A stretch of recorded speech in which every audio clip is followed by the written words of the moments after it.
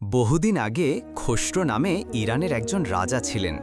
তার অভ্যাস ছিল ছদ্মবেশে শহরে ঘুরে বেড়ানো, যাতে প্রজাদের ভালো-মন্দ অবস্থা সম্পর্কে জানতে পারেন।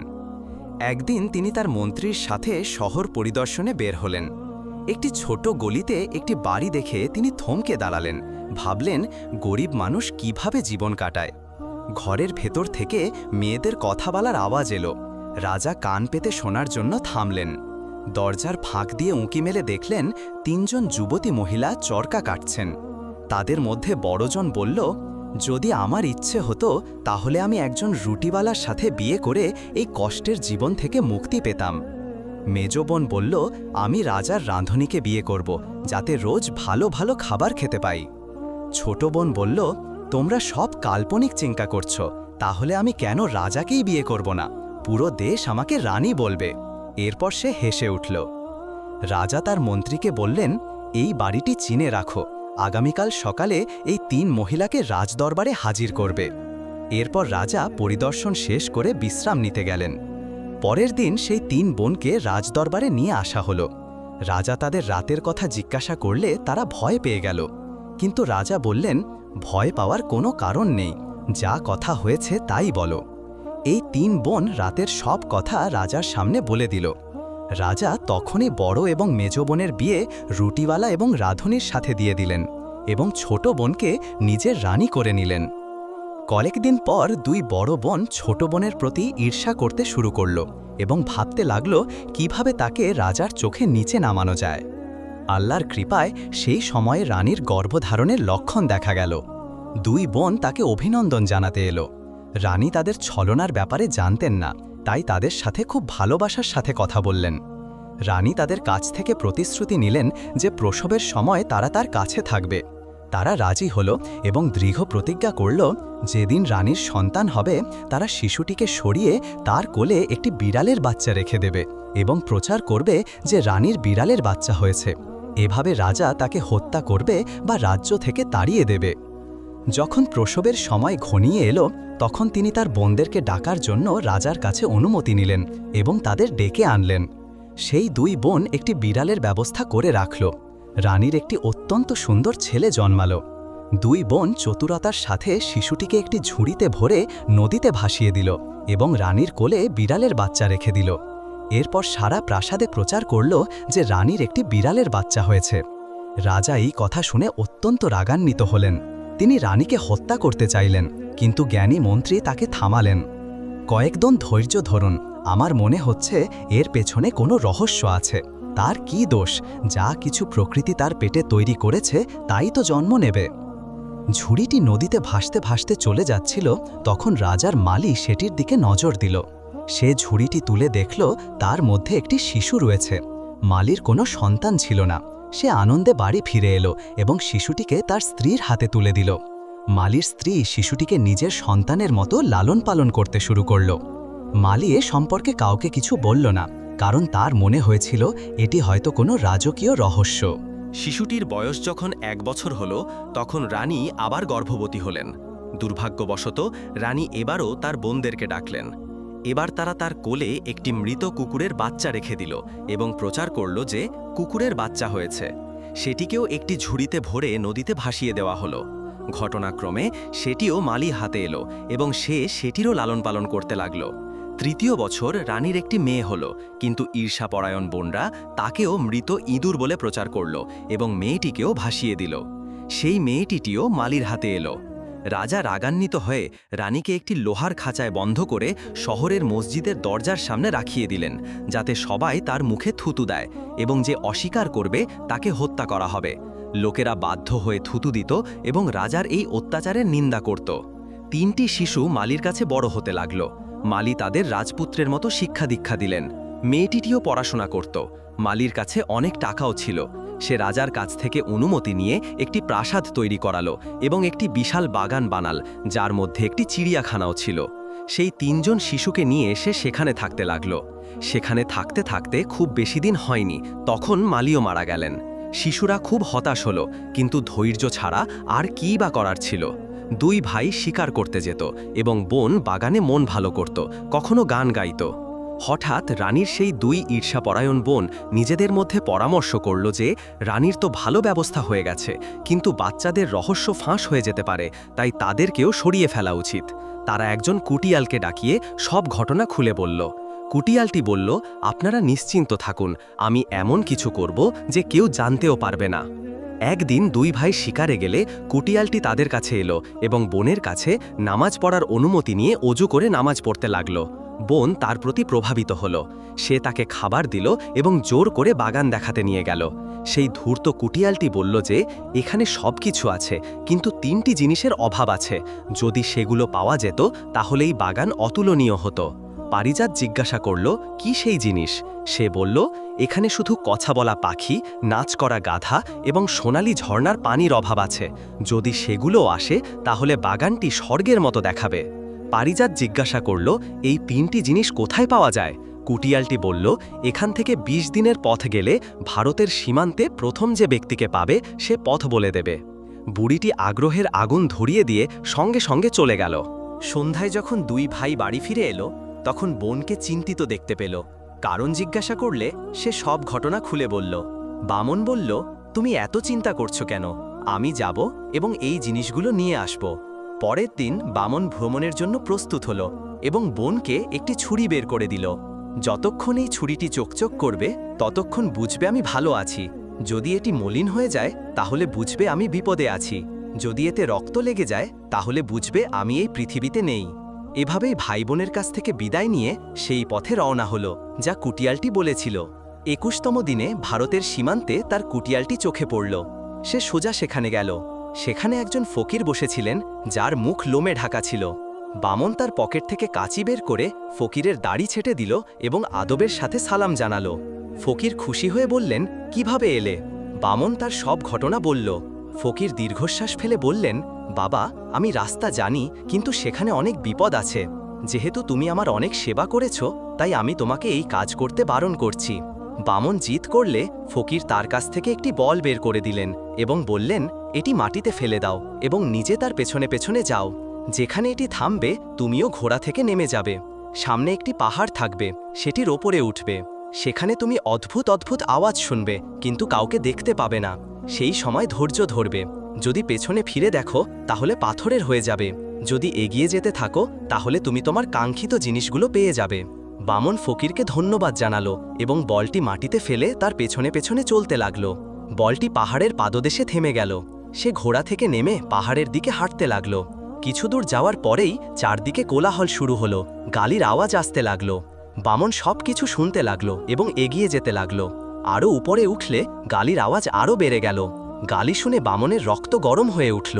বামন তলোয়ার বের করে পিছনে ফিরতেই দেখল সেখানে কেউ নেই, কিন্তু সে নিজে পাথরের হয়ে গেল। পারিজাত রোজ ছুরিটি তুলে দেখত এবং দোয়া করত। একদিন তার মন উদাস ছিল। সে ছুরিটি তুলে দেখল সেটি চকচক করছে। সন্ধ্যা হয়ে গেল, কিন্তু তার দুশ্চিন্তা কমল না। পরভেজ বাইরে এসে বলল, পারিজাত, একটু ভাইয়ের ছুরিটা নিয়ে এসো। পারিজাত ছুরিটি নিয়ে এলো, তখন সেটি একেবারে কালো হয়ে গেছে। এটা দেখে সে কাঁদতে শুরু করল। পরভেজ খুবই চিন্তিত হলো এবং পারিজাতকে বলল, আমি ভাইয়ের খোঁজে যাচ্ছি। পারিজাত বলল, আমি একা কিভাবে থাকব? সে বলল, আমি তোমাকে আল্লাহর হাতে সঁপে যাচ্ছি, কিন্তু যদি বামনকে এই অবস্থায় ছেড়ে দিই তাহলে ভেবে দেখ তার কি হবে। এরপর তারা দুজনে একে অপরকে জড়িয়ে ধরে কাঁদতে লাগল। পরভেজ তার গলা থেকে মুক্তার মালা বের করে বোনকে দিয়ে বলল, যতক্ষণ এটি ঠিক থাকবে ততক্ষণ বুঝবে আমি ভালো আছি, আর যখন মুক্তগুলো নিজেদের মধ্যে মিশে যাবে তখন আমার মৃত্যুর দিন হবে। পারিজাত মালাটি গলায় পরে বলল, যাও, আমি তোমাকে আল্লাহর হাতে সঁপে দিচ্ছি। পরভেজ 20 দিন ভ্রমণ করার পর 21তম দিনে সেই ফকিরের কুটিরে পৌঁছালো এবং একই কথা পুনরাবৃত্তি করল। ফকির তাকে বোঝালেন, বাবা, কেন নিজের জীবন বিপদে ফেলছ? কয়েকদিন আগে তোমারই মতো দেখতে একজন যুবক গিয়েছিল, কিন্তু ফিরে আসেনি, সম্ভবত পাথরের হয়ে গেছে। পরভেজ বলল, সে আমার ভাই, আমি হয় নিজের জীবন দেব নয়তো প্রতিশোধ নেব। ফকির যখন দেখলেন যে সে কথা শুনছে না, তখন তিনি তাকে একটি বল বের করে দিলেন এবং বললেন, এটি মাটিতে ফেলে দাও এবং তার পেছনে পেছনে যাও। পরভেজ বলটো মাটিতে ফেলে দিল এবং তার পেছনে চলতে লাগলো। তার সাথেও ঠিক সেটাই ঘটল এবং সেও পাথরের হয়ে গেল। যেই মুহূর্তে সে পাথরের হলো, পারিজাতের গলার মালার মুক্তগুলো নিজেদের মধ্যে মিশে গেল। পারিজাত বুঝতে পারল যে তার দ্বিতীয় ভাই পরভেজের ওপরও কোনো বিপদ এসেছে। পারিজাত সারাদিন ভাইদেরকে স্মরণ করে কাঁদতে থাকল। পরের দিন পুরুষদের পোশাক পরে ঘোড়ায় চড়ে আল্লাহর নাম নিয়ে বেরিয়ে পড়ল। ২০ দিনের পথ অতিক্রম করে ২১তম দিনে সেই ফকিরের কুটিরে পৌঁছাল। সে একই প্রশ্ন করল। ফকির বললেন, বেটি, আমি জানি তুমি ছেলে নও, তাহলে এত বড় ঝুঁকি কেন নিচ্ছ? সে বলল, আমার ২ ভাই এখানে এসে আর ফিরে যায়নি, হয় আমি তাদের প্রতিশোধ নেব, নয়তো এখানেই শেষ হয়ে যাব। ফকির তাকেও বোঝালেন এবং একটি বল দিলেন। পারিজাত ফকিরের কাছ থেকে বলটি নিয়ে সালাম জানালো এবং তারপর তার কানে তুলা ভরে দিল, যাতে কান পুরোপুরি বন্ধ হয়ে যায়। এটি দেখে ফকির মুচকি হাসলেন এবং বললেন, মনে হচ্ছে তুমি অবশ্যই সফল হবে। এই কৌশলটি আজ পর্যন্ত কারোর মাথায় আসেনি। যাও, আল্লাহ তোমার সাহায্য করুন। বলটির সাথে রওনা হলো। পাহাড়ের পাদদেশে পৌঁছে ঘোড়া থেকে নামলো এবং পাহাড়ে উঠতে লাগলো। চারদিক থেকে আওয়াজ উঠল, কিন্তু পারিজাতের কান বন্ধ থাকায় সে কিছুই শুনতে পেল না। সে নির্ভয়ে পাহাড়ের চূড়ায় পৌঁছালো। সেখানে একটি পাখির খাঁচা ঝুলছিল। পারিজাত কান থেকে তুলা বের করতেই দেখল পাখিটি চিৎকার করছে, ওকে ধরে ফেলো, এ চোর। পারিজাত তার খাঁচাটি নামিয়ে নিল। পাখিটি চুপ হয়ে গেল। কিছুক্ষণ পর বলল, এখন থেকে আমি আপনার দাসী। পারিজাত বলল, সেই গান গাওয়া গাধাটি কোথায়? পাখিটি তাকে তার ঠিকানা বলে দিল এবং বলল, এর একটি শিং ভেঙে নিলেই যথেষ্ট হবে। পারিজাত একটি শিং ভেঙে নিল এবং সামনে থাকা ঝর্ণার জল একটি পাত্রে ভরে নিল। এরপর পারিজাত পাখিকে জিজ্ঞাসা করল, আমার যে ভাইরা পাথরের হয়ে গেছে তারা কোথায় আছে? পাখিটি বলল, ওদেরকে ওই দিকে খুঁজে দেখুন এবং এই ঝর্ণার জল তাদের ওপর ঢেলে দিন, তারপর দেখুন আল্লাহর ক্ষমতা। পারিজাত ভাইদেরকে খুঁজে বের করল এবং তাদের ওপর ঝর্ণার জল ছিটিয়ে দিল। তারা তখনই তাদের আসল অবস্থায় ফিরে এলো এবং বোনকে দেখে খুব খুশি হলো। এরপর তারা ৩ জন মিলে সেই সব মানুষের ওপরও ঝর্ণার জল ছিটিয়ে দিল যারা পাথরের হয়ে গিয়েছিল। জল পড়ার সাথে সাথেই সবাই আল্লাহর আদেশে তাদের আসল অবস্থায় ফিরে এলো এবং পারিজাতকে অনেক ধন্যবাদ জানালো। এরপর তারা পাহাড় থেকে নেমে এলো এবং দেখল যে ঘোড়াগুলো দাঁড়িয়ে আছে। সবাই নিজেদের ঘোড়া চিনে নিল এবং তাতে চড়ে নিজেদের পথে চলে গেল। সেখানে এসে দেখল সেখানে কোনো ফকিরও নেই, কোনো কুটিরও নেই। পারিজাত বলল, এই ফকির এই জাদুকরের সাথে সম্পর্কিত ছিল। জাদু শেষ হওয়ার সাথে সাথে ফকিরও অদৃশ্য হয়ে গেছে। বাড়ি ফিরে আসার পর সে একটি উপযুক্ত জায়গায় শিংটি লাগালো এবং একটি সুন্দর ফোয়ারা তৈরি করে তাতে ঝর্ণার জল ভরে দিল। পরের দিন দেখল শিংটির জায়গায় একটি গাধা দাঁড়িয়ে আছে এবং ফোয়ারাটি জোরে বইছে।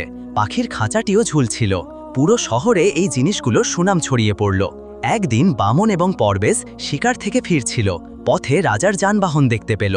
তারা লুকিয়ে বের হয়ে যাওয়ার চেষ্টা করল, কিন্তু যখন মুখামুখি হলো তখন বাধ্য হয়ে দাঁড়িয়ে পড়ল। যখন রাজা তাদের পাশ দিয়ে গেলেন তখন তারা ঝুঁকে সালাম জানালো। রাজা জিজ্ঞাসা করলেন, তোমরা কার ছেলে? তারা বলল, আমরা মালির ছেলে এবং হুজুরের অনুমতি নিয়ে একটি নির্দিষ্ট জায়গায় প্রাসাদ তৈরি করেছি, সেখানেই আমরা থাকি। রাজার মনে তাদের জন্য ভালোবাসা বেড়ে গিয়েছিল। কথা বাড়ানোর জন্য তিনি জিজ্ঞাসা করলেন, কোথা থেকে আসছো? তারা বলল, শিকার করতে গিয়েছিলাম। রাজা জিজ্ঞাসা করলেন, অনুমতি ছাড়া কেন শিকার করতে গেলে? তারা বলল, এখন থেকে আর যাব না। রাজা হেসে বললেন, আমার সাথে এসো, আমি দেখি তোমরা কেমন শিকার করো। 2 ভাবি রাজার সাথে গেল এবং জঙ্গল থেকে একটি বাঘ মেরে এনে রাজার সামনে রাখল। রাজা তাদের প্রতি এতটাই প্রভাবিত হলেন যে বললেন, তোমরা আমার সাথে রাজপ্রাসাদে চলো, খেয়ে তারপর যাবে। 2 ভাই বলল, আমাদের খাবার খেতে কোনো সমস্যা নেই, কিন্তু আমাদের একটি ছোট বোন আছে। আমরা নিজেদের মধ্যে শপথ নিয়েছি যে একে অপরের পরামর্শ ছাড়া কোনো কাজ করব না। আজ আমরা তার কাছে জিজ্ঞাসা করব এবং আগামীকাল আপনার দরবারে আসব। রাজা তাদের অনুমতি দিলেন। 2 ভাই বাড়ি ফিরল, কিন্তু দাওয়াতের কথা পারিজাতকে বলতে ভুলে গেল। শিকারের স্থানে তাদের সাথে রাজার দেখা হলে তারা ক্ষমা চাইল। এভাবেই 3 দিন তারা বারবার ভুলে গেল। চতুর্থ দিনে রাজা তাদের দুজনকে 2টি বল দিয়ে বললেন, এগুলো কোমরে বেঁধে নাও, যখন কাপড় পরিবর্তন করবে তখন তোমাদের মনে পড়ে যাবে। রাতে যখন তারা শুতে গেল তখন বলগুলো তাদের কাপড় থেকে পড়ে গেল। তাদের রাজার কাছে করা প্রতিশ্রুতির কথা মনে পড়ে গেল। তারা দুজনেই পারিজাতের কাছে গেল। পারিজাত বলল, একটু থামো, আমি আমার পাখিকে জিজ্ঞাসা করে বলি। সে পাখিকে জিজ্ঞাসা করল, আমার 2 ভাইয়ের কি দাওয়াতে যাওয়া উচিত? পাখিটি হ্যাঁ বলল। পারিজাত ভাইদের কাছে এসে বলল, আপনারা রাজার দাওয়াত গ্রহণ করুন এবং পরের দিনের জন্য রাজাকে দাওয়াত দিন, আমি তার ব্যবস্থা করব। পরের দিন বামন এবং পরবেজ প্রাসাদে প্রবেশ করল। লোকেরা তাদের সৌন্দর্য দেখে অবাক হয়ে গেল। রাজা তাদের দুজনকে নিয়ে একটি ঘরে এলেন এবং তারপর দস্তরখানে খাবার খেতে লাগলেন। সবাই মিলে খাবার খেল। প্রাসাদ থেকে যাওয়ার সময় তারা রাজাকে তাদের বাড়িতে খাবার খাওয়ার জন্য দাওয়াত দিল। রাজা বললেন, বাচ্চারা, আমি তোমাদের সাথে যাব। দুই ভাই বাড়ি ফিরে তাদের বোনকে সব ঘটনা শোনালো। পরের দিন দুই ভাই শিকারে গেল এবং পারিজাত পাখির কাছে এলো এবং জিজ্ঞাসা করল, আমাদের বাড়িতে রাজার দাওয়াত, কী ধরনের খাবার রান্না করা উচিত? পাখিটি বলল, আপনার রাঁধুনিদের বলুন ভালো খাবার রান্না করতে, কিন্তু মুক্তোর পায়েস অবশ্যই বানাতে হবে। পারিজাত বলল, এত মুক্তো কোথায় পাবো? পাখিটি বলল, বাগানে একটি নির্দিষ্ট গাছের নিচে গুপ্তধন আছে, যত মুক্তো চাই নিয়ে নাও। পারিজাত নিজে গিয়ে খুঁড়তেই দেখল সেখানে অগণতি গুপ্তধন রয়েছে। সে এক বাক্স মুক্তো বের করে রাঁধুনিকে ডেকে বিভিন্ন ধরনের খাবার রান্নার নির্দেশ দিল। এদিকে দুই ভাই রাজার সাথে শিকার করতে থাকল এবং রাতে রাজাকে তাদের করা প্রতিশ্রুতির কথা মনে করিয়ে দিল। রাজা প্রস্তুত হলেন এবং সোজা তাদের বাড়িতে এলেন। পারিজাত তাদের সাথে দরজার সামনে রাজার অভ্যর্থনা করল। রাজাও মেয়েদের মতো পারিজাতকে আদর করলেন এবং তারপর তারা তিনজন রাজাকে তাদের বাগান দেখাতে নিয়ে গেল। রাজা যখন খাবার খেতে বসলেন তখন মুক্তোর পায়েস দেখে অবাক হয়ে গেলেন। তিনি বললেন, এ কেমন পায়েস? মুক্তো কি খাওয়া যায়? বামন, পরবেজ এবং পারিজাত চুপ করে পাখির দিকে তাকাল। পাখিটি রাজাকে উদ্দেশ্য করে বলল, আপনি মুক্তোর পায়েস দেখে অবাক হলেন, কিন্তু আমি আপনাকে জিজ্ঞাসা করছি যে যখন আপনার সঙ্গীরা বলেছিল যে রানীর বিড়াল, কুকুর এবং ইঁদুর হয়েছে, তখন কি আপনি ভাবেননি যে মানুষের কি করে পশু জন্ম হতে পারে? পাখির কথা শুনে রাজা অবাক হয়ে গেলেন এবং বললেন, যদি তুমি রহস্য জানো তাহলে আমাকে বলো কি হয়েছিল। পাখিটি বলল, রানীর বড় বোনরা, যাদের বিয়ে আপনি তাদের ইচ্ছামতো দিয়েছিলেন, তাদের ছোট বোনের প্রতি ঈর্ষা করতে শুরু করে। তারা প্রথম এবং দ্বিতীয়বারের জন্ম নেয়া ছেলেদের ঝুড়িতে ভরে নদীতে ভাসিয়ে দেয় এবং প্রচার করে যে বিড়াল এবং কুকুরের বাচ্চা হয়েছে। তৃতীয়বার একটি মেয়ে জন্ম নেয় এবং তাকেও একইভাবে নদীতে ভাসিয়ে দেওয়া হয় এবং প্রচার করা হয় যে মৃত ইঁদুর হয়েছে। কিন্তু আল্লাহর আদেশে সেই তিনটি শিশু মালির হাতে আসে। সে তাদের ভালো যত্ন নেয়, শিক্ষা দীক্ষা দেয় এবং এখন তারা আপনার সামনে বসে আছে। এই কথা শুনে রাজা তার তিন সন্তানকে বুকে জড়িয়ে ধরে খুব কাঁদলেন এবং তাদের কাছে ক্ষমা চাইলেন। তারপর তিনি সেই তিন সন্তানকে জামে মসজিদের সিঁড়ি পর্যন্ত নিয়ে গেলেন এবং খাঁচা খুলে রানীর পায়ের কাছে গিয়ে পড়েন এবং সব ঘটনা বলে ক্ষমা চাইলেন। রানীও কাঁদতে লাগলেন। এরপর তিনি তিন সন্তানকে অনেকক্ষণ ধরে আদর করলেন। রাজা রানীকে হাম্মামে পাঠিয়ে দিলেন যাতে তিনি ভালোভাবে পরিষ্কার হতে পারেন এবং তার ঈর্ষাপরায়ণ বোনদেরকে তখনই হত্যা করিয়ে দিলেন। রানী হাম্মাম থেকে ফিরে এলেন, তখন সবাই মিলে খাবার খেল। পরের দিন রাজা একটি সাধারণ উৎসবের ঘোষণা দিলেন। তিনটি শিশু নতুন প্রাসাদে চলে এলো। এরপর রাজা দীর্ঘকাল ধরে অত্যন্ত ন্যায় ও ইনসাফের সাথে শাসন করলেন। আশা করি আজকের ভিডিওটি আপনাদের ভালো লেগেছে।